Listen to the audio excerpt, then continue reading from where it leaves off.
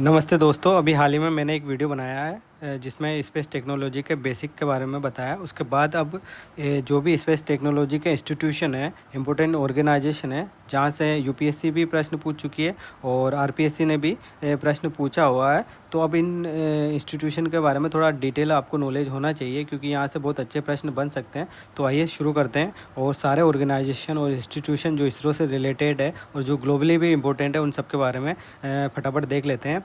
तो देखिए, हमको क्या क्या पढ़ना है। इसरो के बारे में जानना है, इन स्पेस के बारे में जानना है, न्यू स्पेस इंडिया लिमिटेड के बारे में जानना और एंटिक्स के बारे में जानना है। ये मेजर है, इसरो से रिलेटेड ये संस्थाएं क्या काम कर रही है, किस तरह से क्या है, इनके बारे में देखेंगे। और अभी इन स्पेस के बारे में यूपीएससी प्री 2026 में प्रश्न आया है कि ये किस तरह से इसरो से जुड़ी हुई है या नहीं, ये स्वायत्त संस्था है, क्या है। तो ये सारी चीज़ें आपको पता होना चाहिए। उसके बाद जो 7 मेजर इंस्टीट्यूट है, जो पूरी रॉकेट लॉन्चिंग की प्रक्रिया होती है, जिसमें मदद करते हैं, वो उनके बारे में भी जानेंगे। क्या क्या है देख लीजिए। सतीश धवन स्पेस सेंटर, जो श्रीहरिकोटा रेंज आंध्र प्रदेश में है। विक्रम साराभाई स्पेस सेंटर है। और U R Rao satellite centre है। लिक्विड प्रोफेशनल सिस्टम सेंटर है। उसके बाद स्पेस एप्लीकेशन सेंटर है। नेशनल रिमोट सेंसिंग सेंटर है। उसके बाद ह्यूमन फ्लाइट स्पेस सेंटर है।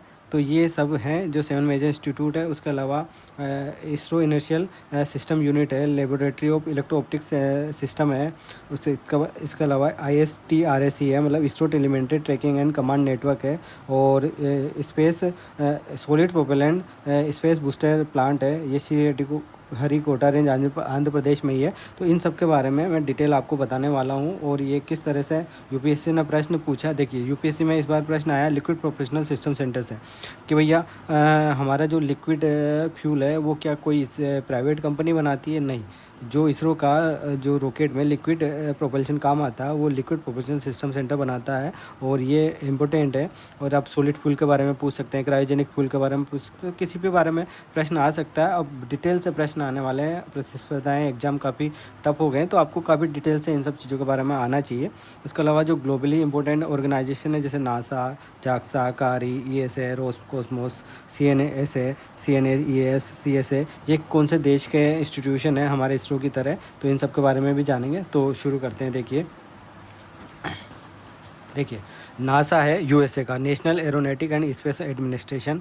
ये ग्लोबली इंपॉर्टेंट ऑर्गेनाइजेशन है। नासा का नाम आपने सुना होगा। नासा कई सारे जो मिशन करता रहता है और आए दिन यहाँ से और स्पेस एक्स के साथ कोलाब्रेशन से खूब सारे ये स्पेस में इनके रॉकेट जाते रहते हैं। तो आप सुनते रहते होंगे। तो नासा का नाम आपको याद रखना है। यूएसए में इसका हेडक्वार्टर। इसके बाद इसरो है भारत का। यूरोपियन स्पेस एजेंसी जो यूरोप प्लस 22 देशों की है। रोसकॉस्मोस रूस का है। CNS है, ये चाइना की नेशनल स्पेस एडमिनिस्ट्रेशन है। JAXA Japan aerospace exploration agency है। कोरियन एरोस्पेस रिसर्च इंस्टीट्यूट है, कारियान साउथ कोरिया का है। और इजराइल स्पेस एजेंसी इजराइल की। कनाडियन स्पेस एजेंसी है कनाडा की। यूके स्पेस एजेंसी है यूके की, UK England. CNESN France national space agency है, इसका नाम इस तरह से आपको ध्यान रखना है। और ABA है ब्राज़ील की स्पेस एजेंसी। तो इस तरह से आपको पता होना चाहिए कि कौन सी स्पेस एजेंसी कहाँ की है और इनके कौन से देश से रिलेटेड है, जो आपको पता होना चाहिए। यहाँ मैंने डिस्कस किया। अब देखिए, इसरो के बारे में जानते हैं और इसके जो मेजर और इसके सहयोगी संस्थाएं, उनके बारे में भी देखेंगे। इसरो हमारा है इंडियन नेशनल स्पेस एजेंसी, जिसका फुल फॉर्म है ISRO space research organisation, Indian space research organisation. 15 अगस्त 1969 में इसकी स्थापना हुई थी। इससे पहले इनको इस बार बना था। ये कमेटी थी स्पेस रिसर्च से संबंधित, Indian national committee of space research. उसके बाद इसरो बना 1969 में। और उसके साथ जो संस्थाएं काम करती थी, 1992 तक एंटिक कोऑपरेशन था, जो अब formal commercial arm of ISRO कहा जाता है। यानी कि जो वाणिज्यिक गतिविधियां इसरो की, कौन से देश के रॉकेट को सैटेलाइट को हमारे रॉकेट के साथ लॉन्च करना है, PSLV GSLV के साथ। तो ये सारी चीज़ें वाणिज्यिक गतिविधियों को यह देखा करती थी इन स्पेस और न्यू स्पेस इंडिया लिमिटेड के बनने से पहले। अब जब 2019 में न्यू स्पेस इंडिया लिमिटेड बनी, तो ये न्यू स्पेस इंडिया लिमिटेड है, इसरो की वाणिज्यिक शाखा है। इसरो के स्पेस सर्विस और प्रोडक्ट को मार्केट करती है। मतलब जो हम सैटेलाइट सर्विस है या हमारी जो रॉकेट सर्विस है, दूसरे देश भी अगर वो करना चाहें, तो दूसरे देश या प्राइवेट एजेंसियों को भी ये सेल करती है, मार्केट करती है। न्यू स्पेस इंडिया लिमिटेड कब बनी थी? 2019 में। हेडक्वार्टर कहाँ? बेंगलोर में। और ये हमारी बिजनेस एंटिटी है इसरो की, आपको ध्यान रखना है। उसके बाद इन स्पेस बना 2020 में। इसका हेडक्वार्टर अहमदाबाद गुजरात में है। ये डिपार्टमेंट ऑफ स्पेस के अंडर ही आता है। ये Indian national space promotion and authorisation centre है। जो भी प्राइवेट एजेंसी काम करती है स्पेस फील्ड में, उनको ऑथराइज करना, उनको रेगुलेट करना, उनके लिए रूल्स एंड रेगुलेशन बनाने का काम डिपार्टमेंट ऑफ स्पेस के अंडर में इन स्पेस करती है। आपको बताना है इन स्पेस का भी जो डायरेक्टर है उनका नाम बताना आपको, ठीक है, कमेंट करके बताइए। जो तो इस तरह से इन space regulation and authorisation body है इसरो की। New space India limited business body है और anti cooperation formal commercial arm थी इसरो की, जैसे न्यू स्पेस इंडिया लिमिटेड। तो अब ये परिचालन में नहीं है। इस तरह से हमने इसरो की से रिलेटेड ये तीनों ऑर्गेनाइजेशन देखे। अब हम बात करेंगे हमारे जो 7 मेजर इंस्टीट्यूट है, जो हमारे रॉकेट का परिचालन होता है, रॉकेट लॉन्चिंग होती है, उसको सफल बनाने में जो एसेसरीज होती है उनका निर्माण अलग अलग जगह से होता है, तो वो सारी उनके बारे में हम जानेंगे। तो देखिए हमने देखा था जो 7 मेजर इंस्टीट्यूट है, हमने इसरो पढ़ लिया, इन स्पेस पढ़ लिया, न्यू स्पेस इंडिया लिमिटेड पढ़ लिया, एंटिक्स पढ़ लिया। अब हम जानेंगे स्पेस एप्लीकेशन सेंटर। यहाँ पे जो स्पेस से रिलेटेड जितने भी एप्लीकेशन बनाए जाते हैं, स्पेस ऐप बनाए जाते हैं और सेंसर बनाए जाते हैं, इसका हेडक्वार्टर है अहमदाबाद में। आपको नाम रखना है स्पेस एप्लीकेशन सेंटर। ये क्या बनाता है? स्पेस के एप्लीकेशन बनाता है, अहमदाबाद में। उसके बाद UR राव सैटेलाइट सेंटर, ये कहाँ पर है? ये बेंगलुरु में है, इसका हेडक्वार्टर। और ये सैटेलाइट डिजाइन एंड डेवलप करता है, मतलब जो सैटेलाइट बनाए जाते हैं वो इसरो के इस सेंटर पर बनाए जाते हैं, UR Rao space UR Rao satellite centre, जिसका हेडक्वार्टर है बेंगलुरु में। आपको ध्यान रखना, इसका पहले नाम इसरो सैटेलाइट सेंटर था, अब इसका नाम बदल के URSC कर दिया, UR राव सैटेलाइट सेंटर कर दिया। ये सैटेलाइट को डिजाइन एंड डेवलप करता है। उसके बाद है Vikram Sarabhai space centre, headquarter है तिरुवनंतपुरम में। ये बनाता है रॉकेट या फिर लॉन्च व्हीकल डिजाइन और डेवलप करता है। जो भी हमारे SLV, ASLV, PSLV, GSLV, LVM-3 small satellite launch vehicle, ये सारे जो भी हमारी जनरेशन है रॉकेट या लॉन्च व्हीकल की, ये सब कहाँ पर बनाई जाती है, डिज़ाइन की जाती है? विक्रम साराभाई स्पेस सेंटर, जिसका हेडक्वार्टर तिरुवनंतपुरम में है। यहाँ से ये बनाए जाते हैं रॉकेट, और इसको श्रीहरिकोटा रेंज, हमारे लॉन्च पैड, हमारे जो रॉकेट का पोर्ट है वहाँ पर पहुँचाया जाता है आंध्र प्रदेश, और वहाँ पर असेंबल किए जाते हैं। तो ये आपको ध्यान रखना है। और ये सारी हमारी जनरेशन है, कौन सी क्या जनरेशन है, मैंने बेसिक अभी वीडियो बनाया है, उसमें बताया हुआ है। यहाँ से आपको ध्यान रखना, जैसे ये 3rd जनरेशन है, ये 4th जनरेशन है, इस तरह से जनरेशन है, तो आपको ध्यान रखनी है। मैंने एडवांस जो फ्यूचर जनरेशन है वहाँ तक उस वीडियो में बताया रखा, आप वो वीडियो जाके देखना, आपको बहुत हेल्पफुल होगा। उसके बाद ये है लिक्विड प्रोपोर्शनल सिस्टम सेंटर, ये है, इसका हेडक्वार्टर वलीमाला तिरुवनंतपुरम केरल में है। और ये यहाँ से इस बार प्रश्न पूछा गया था कि भैया जो हमारे इसरो है उसका जो लिक्विड फ्यूल है वो कौन बनाता है?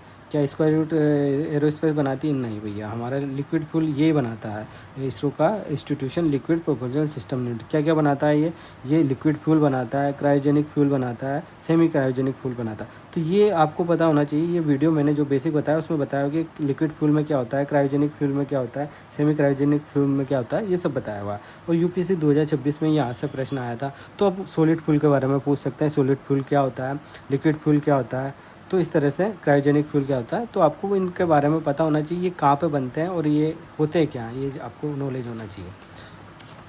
अब है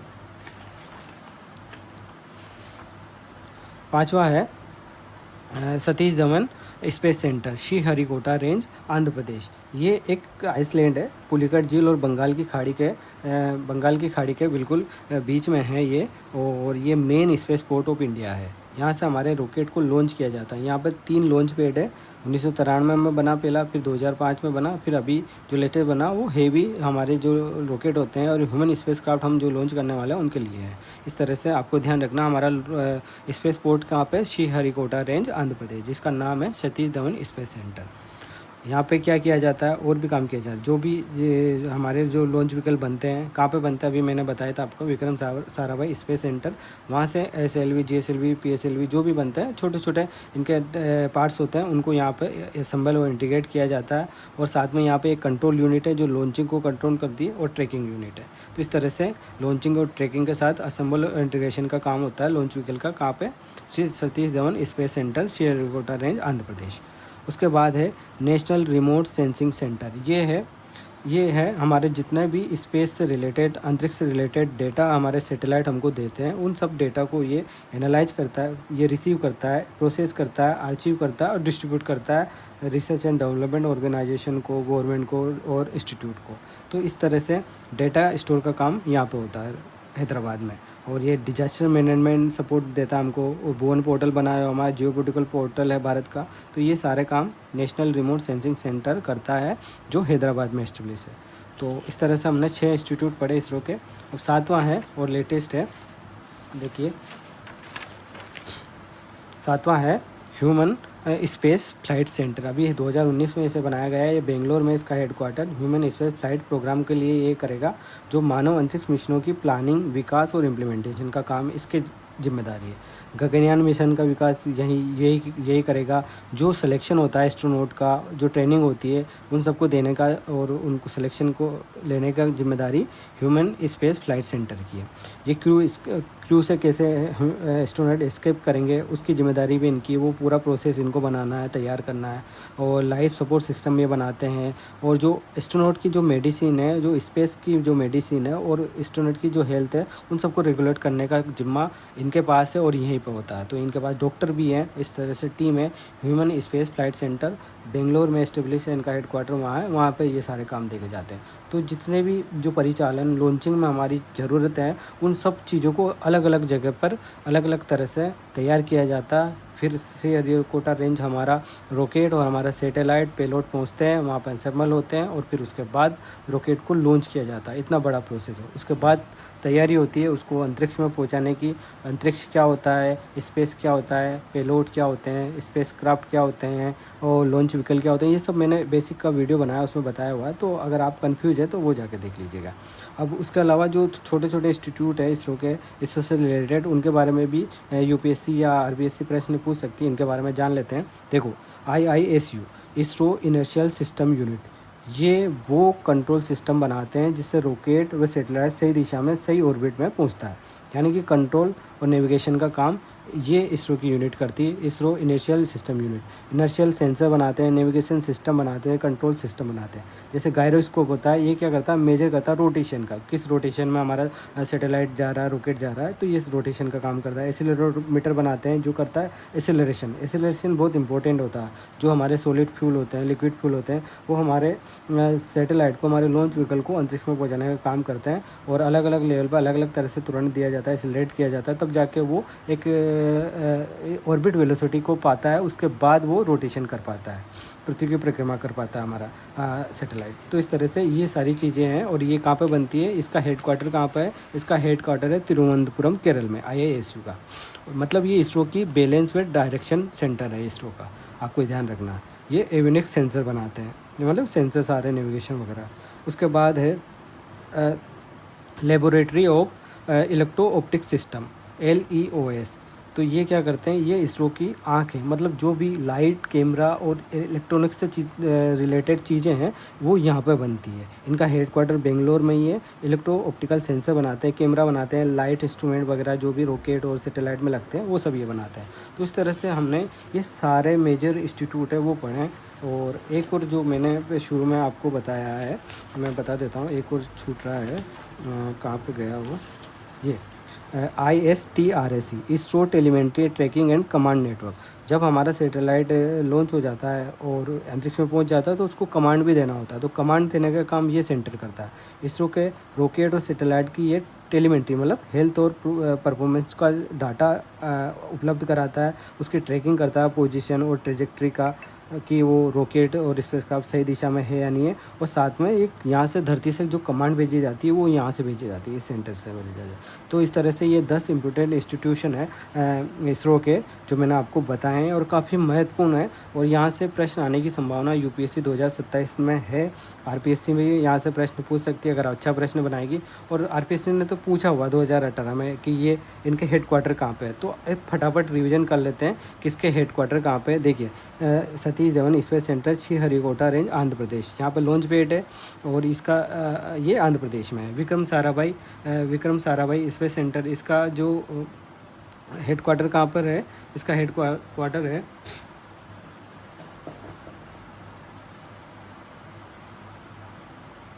Thiruvananthapuram. Thiruvananthapuram. UR satellite centre का जो है, इसका हेडक्वार्टर कहाँ पर है?